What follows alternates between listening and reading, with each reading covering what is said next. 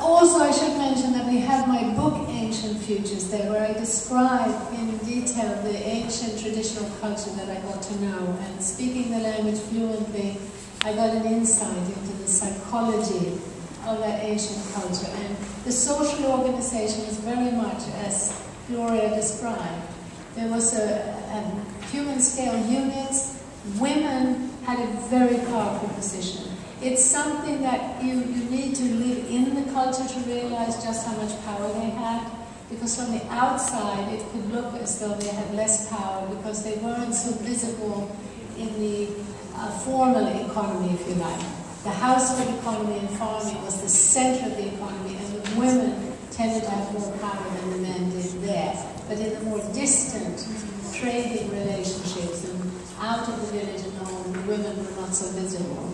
But when, I better not go into too long an answer, except to say that a lot of what you've been told about educating women and giving them a loan in terms of microcredit needs to be examined carefully, because a lot of what that's leading to is a type of education that is actually a training for a job in big business, a corporate job in a factory. It's not leading to the empowerment, nor the wealth, nor the improved living standards that we would imagine. So there's an urgent need to re-examine schooling and education, and it's linked to a more sustainable economy. It's true here at home as well, but it's particularly frightening in the so-called third world, where the schooling is leading to a mass exodus to the city in search of jobs, often thousands of people. Often in India, 10,000 people will apply for one job. So what I'm talking about in terms of overpopulation and jobs and the scarcity is particularly stark there. And the sad thing is that the schooling and the education is often part of that picture. We believe, as I said before, that education is the most important activism right now, in India as well as here, but we really have to rethink what we mean by that.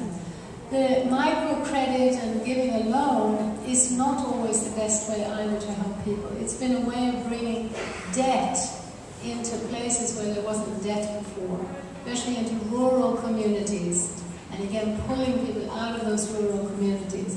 By the way, I am not trying to argue that everyone should stay on the land. This is about a balance between rural and urban. But right now, we need to be very careful that when we think we're helping in the so-called third world, that it is actually help in a way that is sustainable and helpful to the whole community. I just wanted to add something to that about the role of women in this movement. We are talking about bringing more nurturing and caring to our economy.